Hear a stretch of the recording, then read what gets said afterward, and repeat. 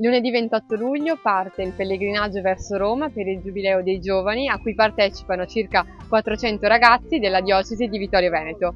Ciao, siamo Beatrice e Valentina del team Comunicazione e Social della Pastorale Giovanile Diocesana di Vittorio Veneto e da oggi vi racconteremo giorno dopo giorno la nostra avventura con alcuni contributi realizzati in collaborazione tra la Tenda TV, l'Azione e la Pastorale Giovanile. Allora Valentina, in questa tappa del nostro pellegrinaggio verso Roma in pullman ti chiediamo di raccontarci in breve che cos'è il Giubileo dei Giovani e qual è un po' il programma di questa settimana.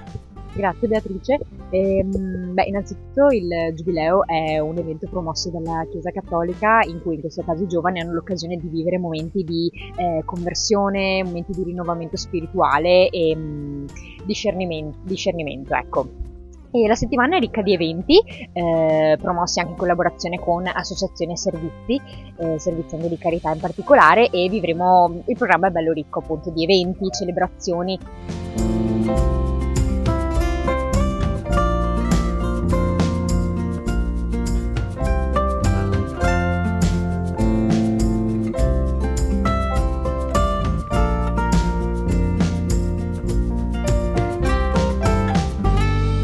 Nel primo pomeriggio di oggi siamo arrivati agli alloggi a Roma con i nostri pullman e allora siamo qui assieme ad alcuni altri partecipanti di questo Giubileo per chiedere un po' da dove arrivano e quali sono un po' le aspettative rispetto a questa esperienza. Allora partiamo da te. Mi chiamo Tommaso, ho 25 anni, sono originario di Vittorio Veneto e il viaggio è andato molto bene, sono contento di come si è svolto, anche la complicità che si è creata, e ecco un po' quelle che sono magari delle aspettative per questo Giubileo.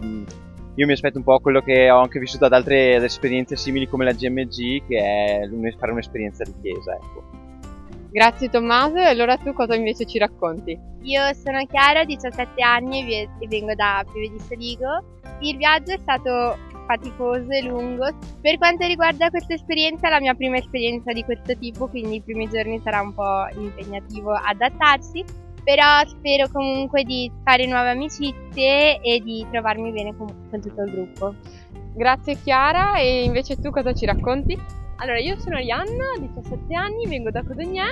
Il viaggio è andato bene, abbiamo giocato, dormito e cantato molto. E per quanto riguarda questa esperienza, è la mia prima esperienza di pellegrinaggio, ma comunque dai racconti dei miei amici mi aspetto comunque un'esperienza che ci riempie l'animo.